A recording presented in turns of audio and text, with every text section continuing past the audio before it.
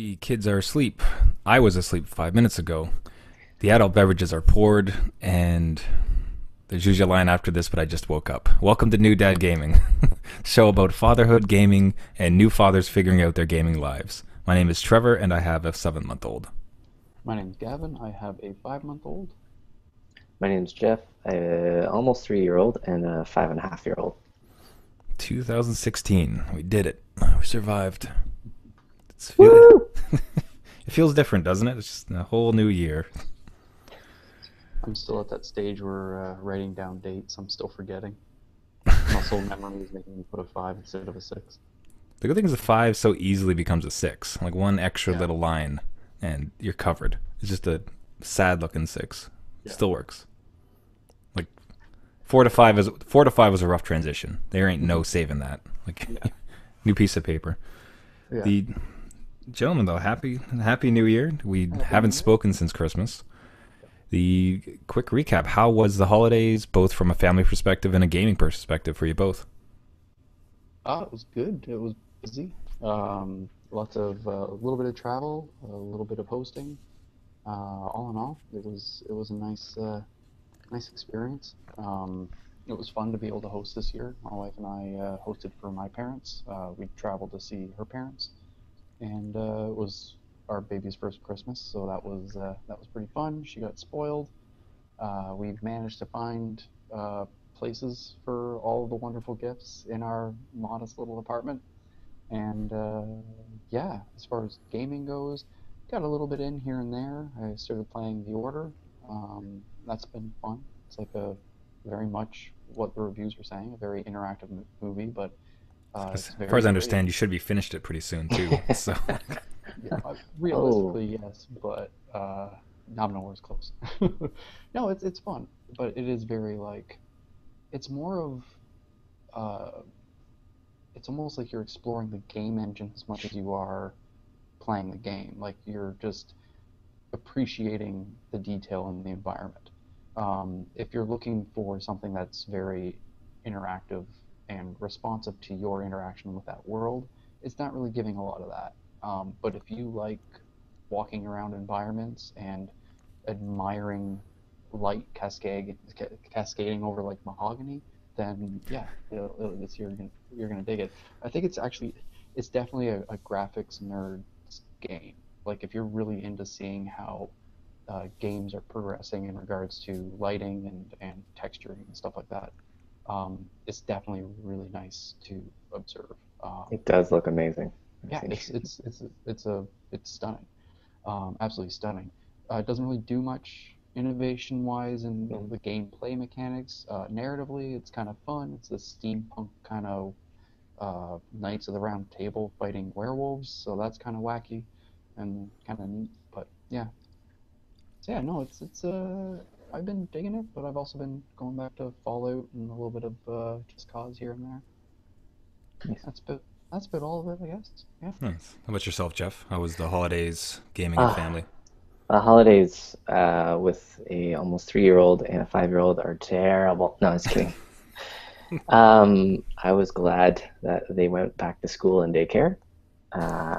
It's a little bit different when you're kind of entertaining them day to day.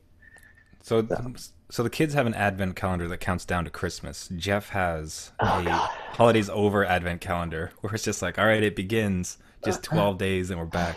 Yeah, because you're constantly doing stuff, keeping them moving, trying to tire them out, suck that energy out so they go to bed at night. And they don't, they know that they don't have to wake up and go to school or go to daycare. So they just 100%, like in the morning, they're going 100%. You have to try and get them out of the house.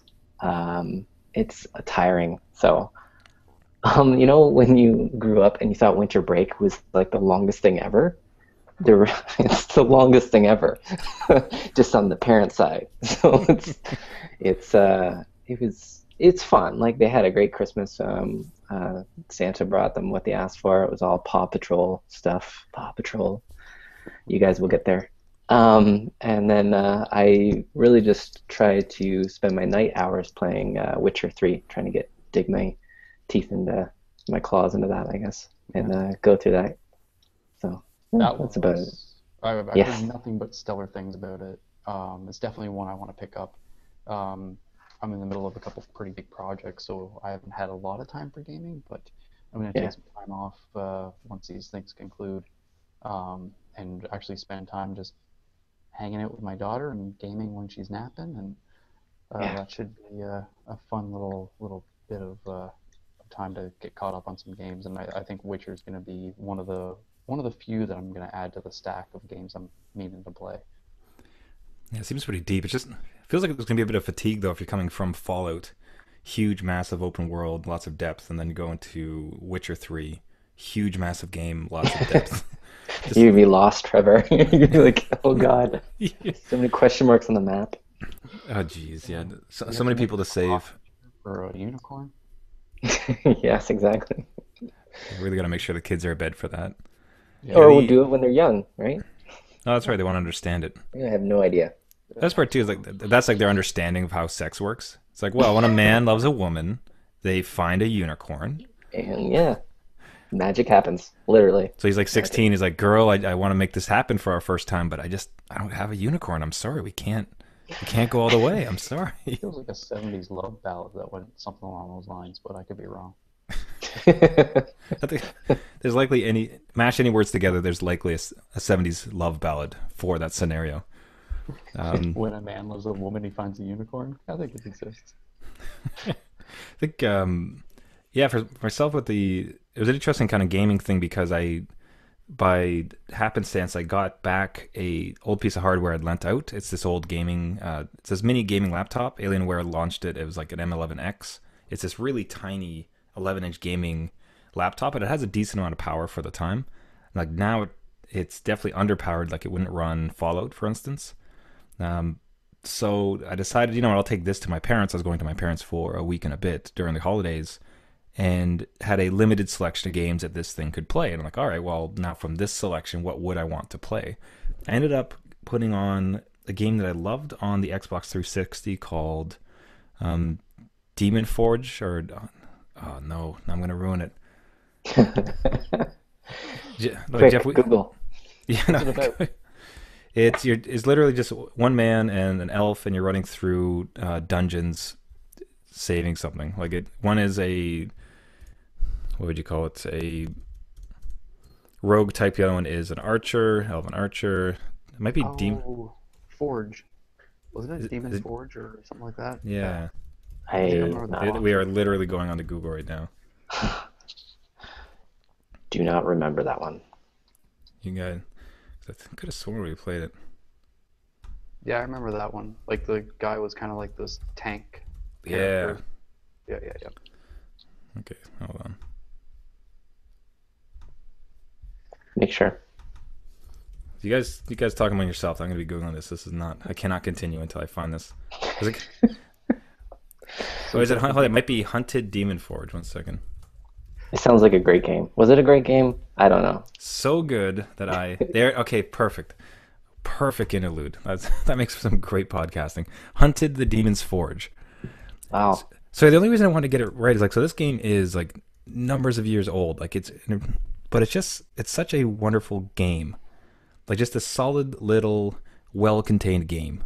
The everything about it feels great. Like it didn't really try to expand out of its like get too big for its britches.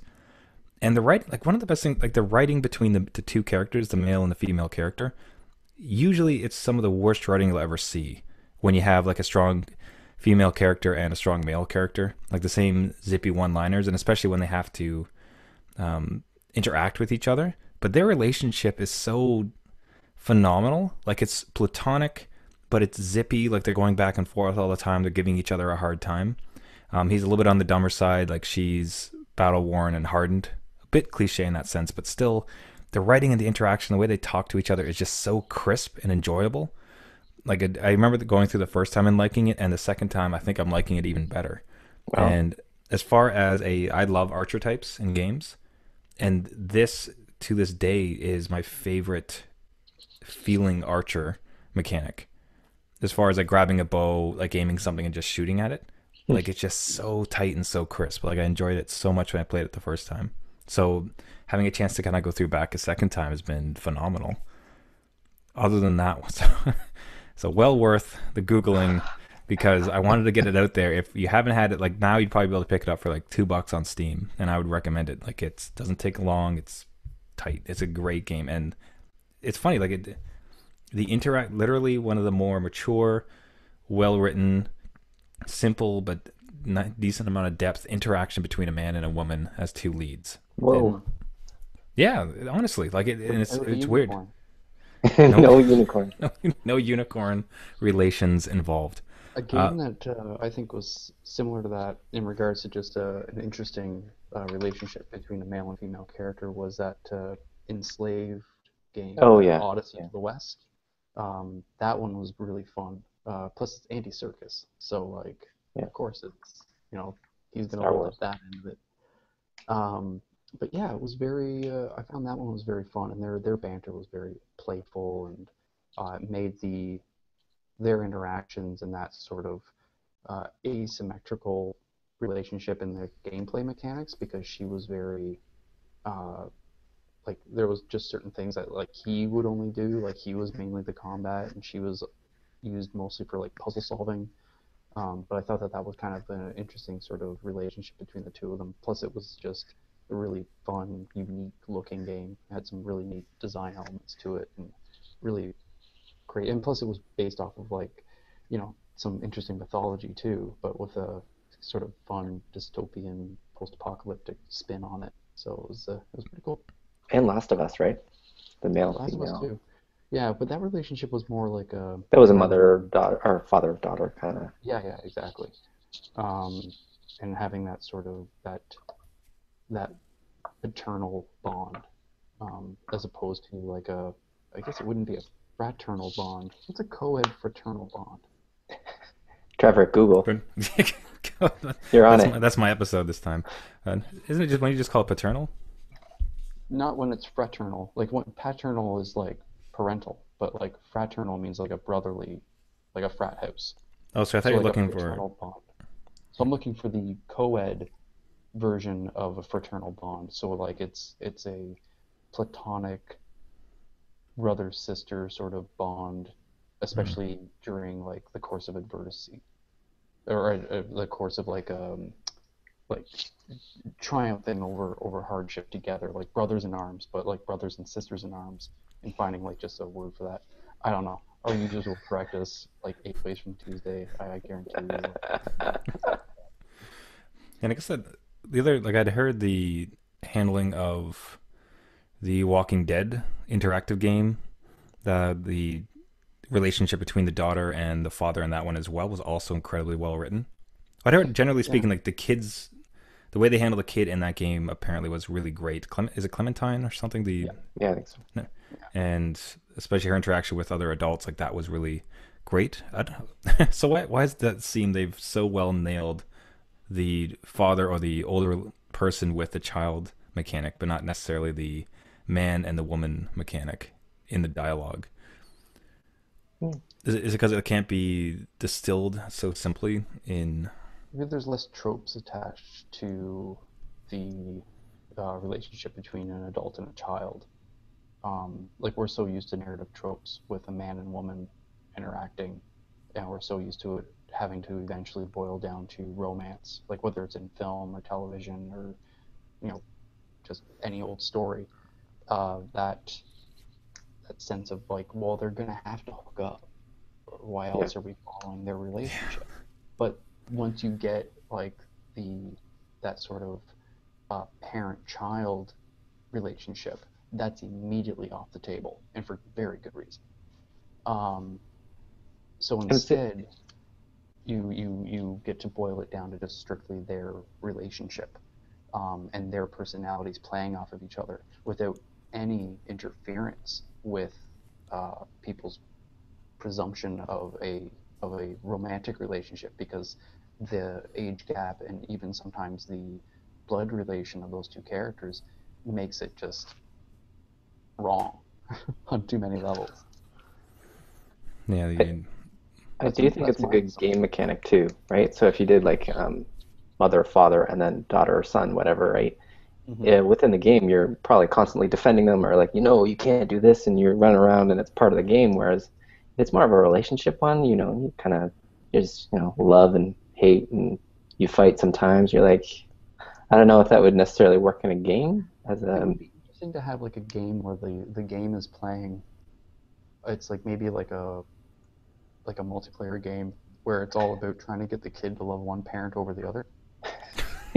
Like two parents, like they're not divorced or anything. It's not no, no, no, yeah, yeah. like you know it's just trying to That would be get that funny. kid to be like it's like you know love daddy But more. It's like no. yeah, but if you go too far, like if you're giving them all the candy and letting them watch TV, it just turns into this like absolute terror that you then have to deal with. And then it's like that balance of like this kid is awful, and that's also an end state you also lose. Yeah. So you have to have some level of discipline Or within maybe it. it's like a generational thing. So like in the childhood you spoil them too much to get them to love you, but then in their adolescence they're really messed up from being spoiled Yeah, by there you loving go. you. So So they it's start like resenting you. the repercussions of going too far the other way is like a resentment. So like each stage of their life, you have to see what choices you made and what sort of price there was for that momentary uh, victory. And it's like, oh well, you pulled them really close to you there, but then because of that or this, it pushed them away in their adolescence. And then the other parent did something to try to comfort that, but it went too far that way, which caused them in their adulthood to regress to the other way, and just that sort of like weird sort of This tug is a of perfect war. game. I think it's a great text-based game, right? We've Yeah, just launched a new text-based game. yeah. Oh man, I think with the relationships, the I think you both played. I know Gavin for sure. Like Jeff, had you ever played the Mass Effect series? Yeah, I quit near the end of two, Okay. I'll say some but of yes, the I because a have lot of played. times like with relationships, I don't know why we're on this theme of all things, but with relationships and games, a lot of times it's just like check marks. If you do these six good things for Yeah, somebody, they'll just like, welp, now we're engaged. Like it's easy. That's how it works, isn't it? Thanks for these four favors. Now we'll now we're deeply in love. And I can't say that Mass Effect was necessarily over it because you were pursuing somebody, and ultimately, if you treated them in a certain kind way, eventually they could become a love interest for you. But at least it did feel like it was long, like it was a long process. It was nuanced in its dialogue, at least, where it's not like, Yeah, "Hey, thanks for getting that brooch for me. Now I love you forever." and it also wasn't the primary reason for your interaction with them. It was a path you could take. But I found some of my favorite relationships with the characters in Mass Effect were non-romantic. Like the bond that I felt with my character and Garrus or Rex. Um, Although they look like they'd be great at cuddling, I just there was a different sort of bond with them. It was that sort of, or even what was her name, Jax. She yeah. was a All the amazing tattoos. psyop. Yeah, I didn't pursue a romantic relationship with her. I was too frightened. Um, Yeah, she was terrifying. she She was was super terrifying, interesting, but just like terrifying as hell. but yeah, I did really like the that sort of the relationship to try to get her on the team. Become kind of a team player and to try to get through that shell. Uh, so yeah, I found with Mass Effect they did a good job with having that romantic pathway open and always kind of an option, but it wasn't the sole purpose of you interacting with them. Your sole purpose of interacting with them was to keep the team strong so you could do better and to keep that team strong so that way you can save everything. So yeah, it was a decent mechanic, and to have it be optional, that was tough in the writing because usually all roads lead to Rome, but in this case it didn't, and I really appreciated that. That was good. I'm curious about with our kids like growing up with this, and us growing up with it to an extent. You have to do wonder if any of it has had an impact in how we regard social interactions in that sense. And I don't put too much weight behind the idea that like, well, it's much like the argument that's saying that because we play violent video games, we're in fact going to be violent as well. But you do have to wonder, like, between media, be it like a bunch of movies and TV shows, it's like, well, this is how the roles work. This is how the romance scenarios work. and now that that's in some ways being reinforced in some of these games, like, do you guys think that's going to be a could that play into kids having some kind of off ideas about interactions with people, or is it far enough removed? Because it's in the I same world where they're jumping on mushrooms to grow up large, of I course. think it's also just it's a problem as old as storytelling. Like it's such an old problem that it's going to be ingrained in their lives as much as it was our own. Yeah. Um, it's just our fairy tales, the way they're being told are different. But ever since stories have been told around, it's always been like prince and princess and people trying to find love, the sword and the stone. There was still a love interest with that idea. Uh, even something as old as like Beowulf. It was a love triangle between him and a witch and his son. It's an awful So movie. yeah. Sorry, I had to say that. And, It's awful. Okay. and a It's worse not video bad. game if you ever saw clips from that. Yeah, But I do but picture like a high school teenager just like talking to a girl, and then all of a sudden like this timer ticks by, and he has to choose between a good answer or what might piss her off, and just kind of weighs. Yeah, he's just stuck there like staring blankly at her. She's like, "What are you looking at?" And like, "Well, I'm just waiting for the options to show up. I'm trying to Yeah, yeah. find out what you want to hear." So Well, te just teenagers do have a visible timer. It's called visible perspiration. yeah, exactly. They gotta She'll hit remember this that. before they sweat through their shirt, and then they gotta run away. the yeah, I guess otherwise just to speak about some of the gaming stuff I'd done was I tried to play Battlefront, Star Wars Battlefront again. Couldn't. Just like there was two instances when I tried to log on. Like I haven't played it much, and I was like, okay, I'll give it a shot. I'll play some Star Wars. Couldn't. Like it said like But waiting, trying to find you enough people, and it's like okay, there's now four people in your room, and just sat there spinning. Like would not let me Wow. play So it's twice. just nobody in the servers. I bet there's. I don't know if it's because like I'm such a low level, and at that time no one else was. I went online. A bunch of people were posting to forums saying that they were having issues finding enough people as well. So it might have just been a load thing. It certainly happens. It's just suffice to say that is, especially as a dad, that is unbelievably frustrating to lose that time to technical issues in a game Yeah. where they're so adamant that like no, this is multiplayer only. Okay, fine. Let me play with multiple people. We're having an issue with that. I'm sorry. yeah, I'm sorry, your game's broken. You can't play it. That's what the big problem was when Xbox One released their online security check. Because people are like, whoa, whoa, whoa. Like, you mean I can't play a game unless I connect to the internet? And, we're not even talking people out in rural areas that don't have the internet connection, but we're talking when your system breaks, you can't enjoy what you paid for, right? So your services are not rendered. So where's compensation for that? Where's Like I understand them wanting to prevent theft and piracy. I get that, but like at the end of the day, if somebody took the time, effort, and resources to buy your product legitimately, and you're preventing them from enjoying the product legitimately, yeah, it just becomes infuriating because there's no guarantee that their servers will always be up. right. There's no guarantee that that check-in will always function. And that's actually something too that I found with Destiny and Just Cause.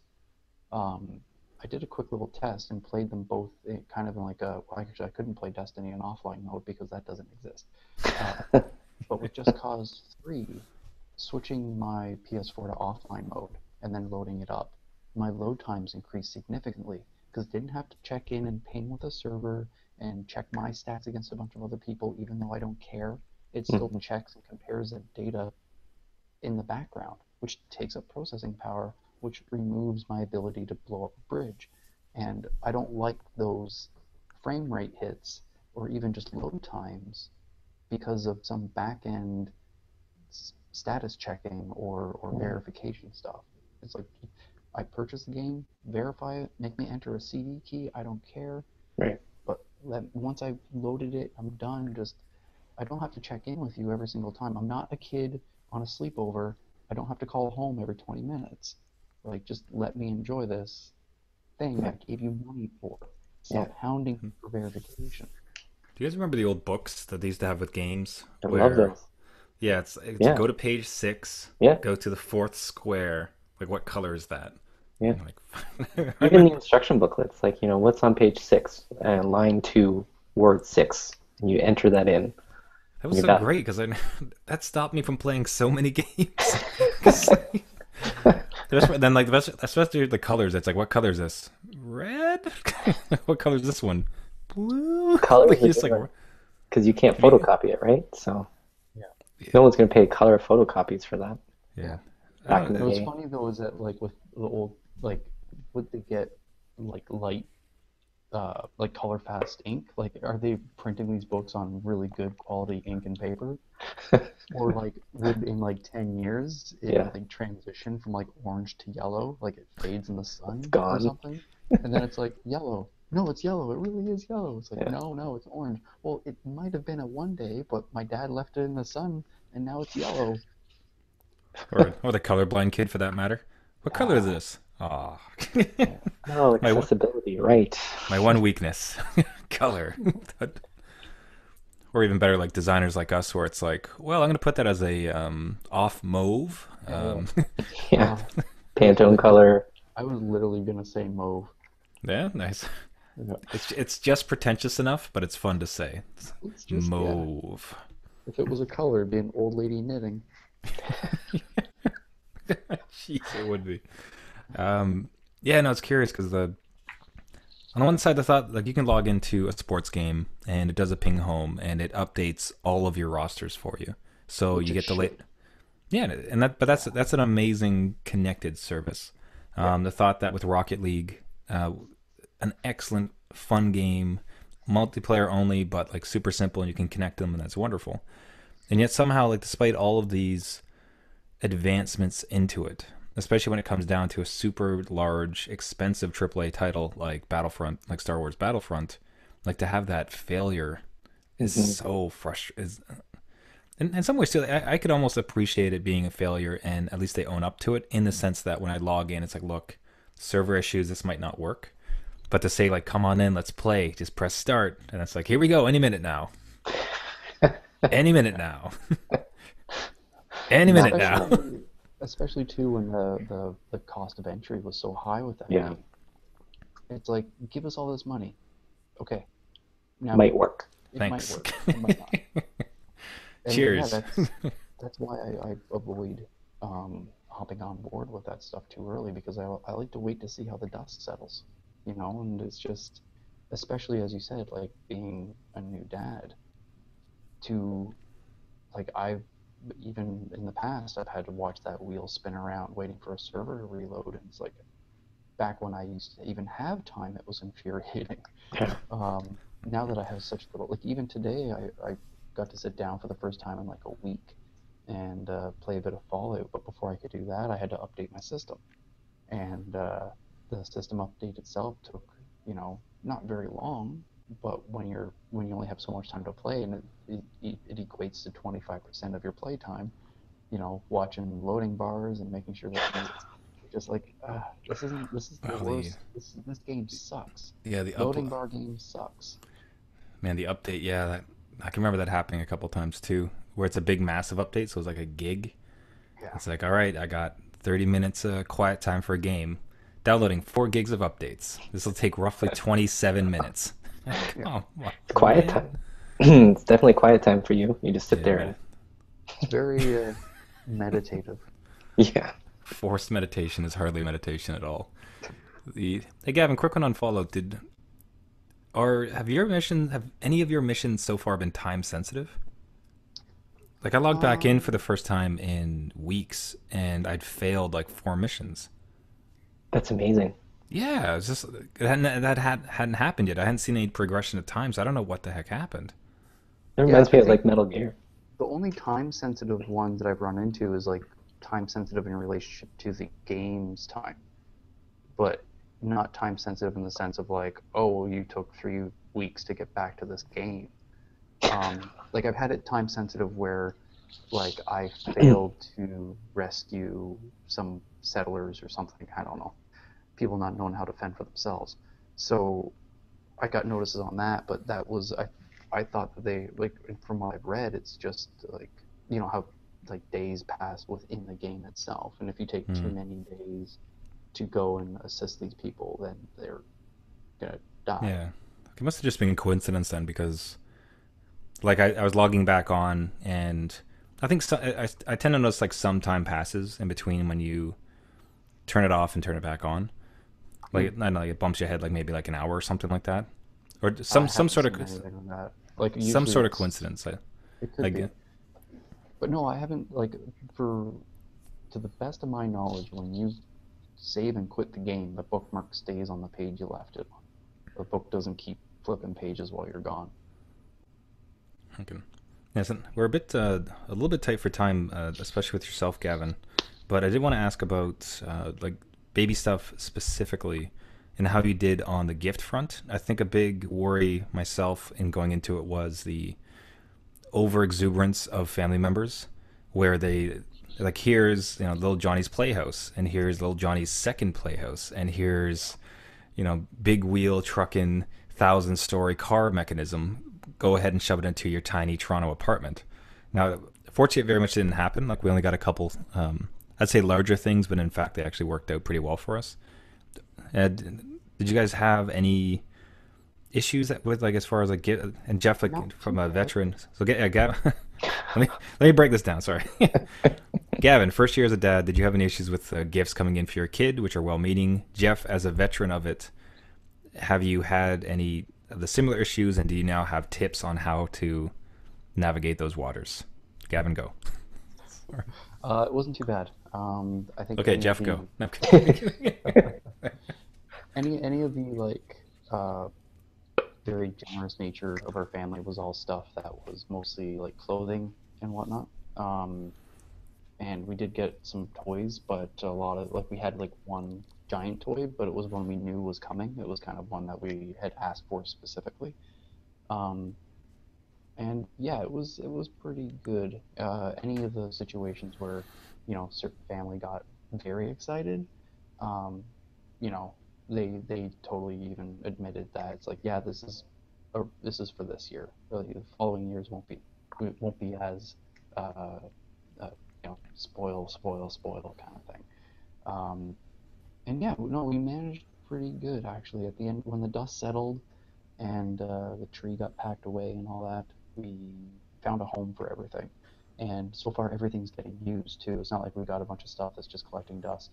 Everything we got, she's enjoying. We're able to use any of the stuff that we weren't able to use just due to size issues or whatnot. We're exchanging, and that's going fine. So yeah, for the most part, yeah, went very well. No giant, no Power Wheels having to be parked next to the couch or anything like that. As a veteran, we got probably half and half. So half they're really interested in, and the other half we got is just sitting in the corner right now. And it's not like it's not good stuff. It's just they're not interested. They're like focused on one thing. So my advice is that we usually hide the stuff they're not interested in, bring it out later, and all of a sudden it's like a magical like surprise again. Like it's, oh my god, this is new. They'll play with that and then swap it out again, and then sell the old stuff, and then you get the new stuff in, sell the old stuff, repeat. That's sweet beer money for dad. Yeah. It's But like yeah, Jeff has the up and ball thing, and he's just like, oh look, this is the new one, and oh, here we are, and there's the yeah, new here you one. go. Here. Like take the fresh ball and then pockets the old one and sells it, and it just keeps going. Like one of your people in Fallout, like, what do you got? I got my junk, you got your junk. I'll just Right. trade you. Well, they should do that. It should be like a Kijiji junk swap for parents. Oh, there You are. just You'll yeah, get, yeah. Yeah, there's whole like sales for it. You buy a spot and you sell your crap, really. and then you get other crap. All right. Yeah, we actually went to one. It was kind of it was a little bit on the small side. It ended up being a bit disappointing, but yeah, it's pretty much just parents setting up a table and desperately trying to get rid of mountains of toys that didn't want anymore. So can we get some money back on this before we just donate it? Like that last ditch effort before we just Yeah. send it off for free. I think I'd more be of the mind just like I'd worry about the cost to the environment, like the thought that like it's perfectly good and you're just gonna throw it right into the trash. Like the thought Yeah. that Like there's some way to you. At the end of the swap, you should be able to just like donate it into a box where it goes off to a good home because the Well, they should just have like literally a bin afterwards that anything that didn't sell goes straight to Value Village. And like I know with Value Village, a lot of their donations, a portion of the proceeds goes to like the Diabetes Association. So it's like and so many families shop there, just because there's good stuff. Like there's no, I think having that sort of sense of like, okay, just at the very least, let's keep it out of the landfill. If we can make some of our hard-earned money back because it's still high quality and in good shape, then great. If not, let's just find a home for it. Like, just Yeah. it's still a totally perfectly good functioning toy. There's, no The, need for it to go off to the island of misfits. yeah. The worst is car seats because you can't like resell Mm-hmm. them, so you have to Yeah. like yeah. cut the belts and put it out on the curb, and you're like, oh, it's so much plastic and cloth and material that's Yeah. going to the dump. Like, and we have two, right? So you have Yeah. four car It's too seats bad like in it's not rotation recyclable. Like you'd think that that plastic could be then repurposed, like melted down and reused. for something else, right? Maybe not a car seat, but it's something. They should have like with e-waste, Baby or like waste? Whoa. Wait, well, you're telling me? Wait, so like even there's no way to sell or to buy a secondhand seat, even like through some sort Well, of licensed dealer?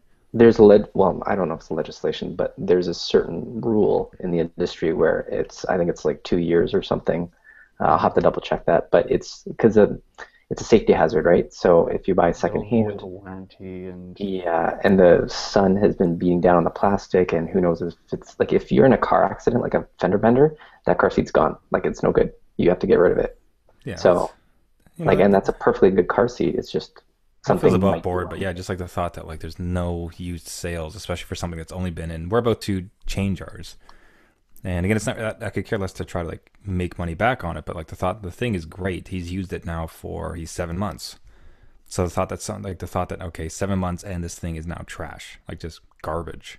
Like yeah. that's crazy. You'll have to check the industry standard. I think it was a couple years, and then you couldn't sell it. There's still an expiration date on it too, so Yeah, look at that and make sure. Yeah, 2 years is harsh, but at least like that's at least a little window of it. So Yeah, yeah, ideally, at yeah, least hopefully we enough can. family can utilize it. yeah, Yeah, yeah.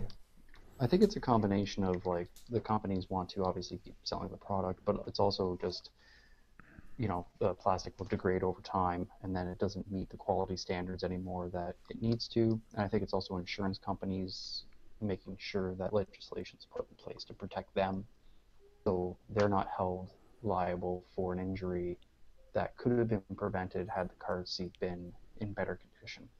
So it's just people being extra cautious to keep themselves from getting sued. It's yeah, it's harsh, but at the end of the day too, if that overly cautious nature makes a product, um, it forces the consumers to be, uh, that forces them to get a product that's going to be safer, then it's kind of a win-win. Maybe not for the parents' wallets, but it's at least more reassurance that it's like, well, they're in the thing, it's safe.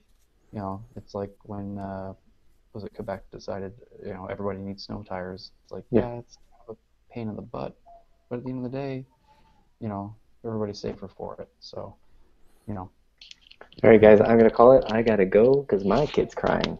oh, nice. We sorry. Yeah, haven't had a Jeff I scenario know. before. So I'll see It's you guys actually later. All You right, guys buddy. wanna Good luck. continue? all I'm right. gonna rescue this one. Oh, in Later. fact, I know. Pretty. I thought he was just gonna leave the camera on, so we're gonna get a front row seat to to Yeah, Jeff drama. Okay, but that actually ends up being a pretty decent time to call it. yeah, So it prevents me from having to be the bad guy here. So, yeah, great. Now, see, now this turns into the talk about Jeff show. yeah, Right. exactly. It's just that that Jeff guy. I tell you, nothing but trouble. Doesn't even play Fallout. Calls Ah, himself a gamer. I know. He takes naps, sleeps all. Oh wait. Yeah. Okay. Look, naps are an essential ingredient to a happy father. Let me tell you.